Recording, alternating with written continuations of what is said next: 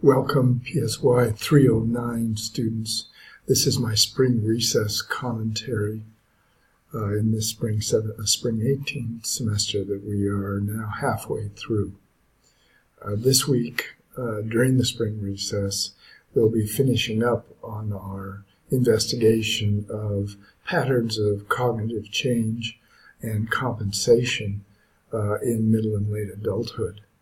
The first chapter, which you read last week, is on the basic functions of attention, memory, and working memory in particular.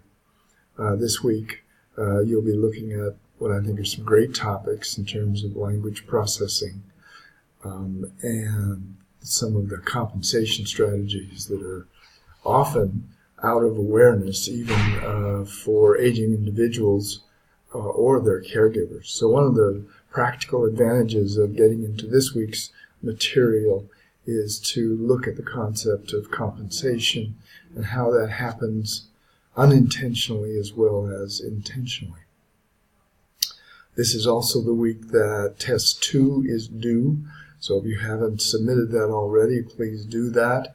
And while we're talking about submissions, it's important that if you didn't get in your proposal last week, do post that this week. It really needs to be done so that you and I can meet in a one-to-one video conference and for a consultation or coaching session to make doing that project feasible and minimally stressful for you. The next item has to do with the mid-semester proposed check-in workshop on video conference. I haven't seen a lot of interest in that, so at this point we're going to let that go and instead replace it by individual one-to-one consultations based on your schedule and mine. So I have met with perhaps a third of the class now, and I'm looking forward to meeting with the rest of you on one-to-one basis to talk about your projects, also to talk about how you might include a cross-cultural view of your project by interviewing a Czech student. And final point, if you haven't already posted an introduction to yourself and your project in the Google community, please do that this week. We have, I think, over 20 individuals from both sides of the Atlantic who are currently there at the community.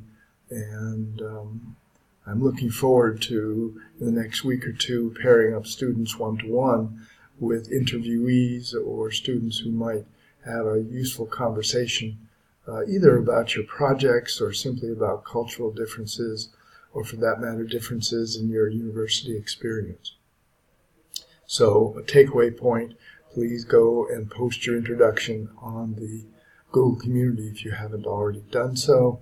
And please reach out to me in the next week or so to set up a time whereby we might meet as we are now through video conferencing and setting you up for a low-stress second half of the semester. That's the intent there.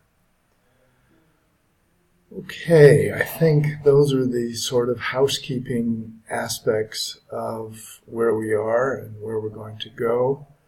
I haven't heard too many questions or concerns posted in Dr. K's office in the past week, so I can only assume that things are going reasonably well for you this semester.